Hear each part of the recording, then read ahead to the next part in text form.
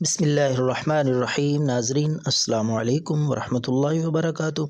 नाज़रीन, आज इस वीडियो में हम एक बहुत ही कामयाब नायाब नुस्ख़ा गुर्दे और मसाने में पथरी हो तो गुर्दे की पथरी के लिए भी बेहद मुफीद है और मसाने की पथरी के लिए भी।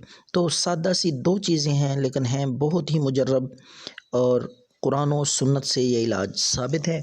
बेहतरीन सादा सा इलाज है। 1 चम्मच कलवंजी, 1 चम्मच कलवंजी लें और 4 चम्मच शहद लें। 4 चम्मच शहद में कलवंजी मिक्स कर लें अच्छी तरह और 2 गिलास पानी में मिक्स कर लें।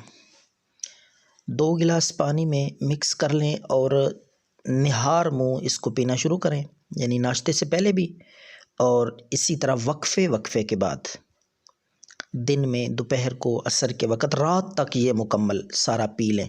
तो इसी तरह 2-3 दिन करें, इंशाअल्लाह पथरी हर किस्म की मुकम्मल तौर पे ठीक हो जाएगी।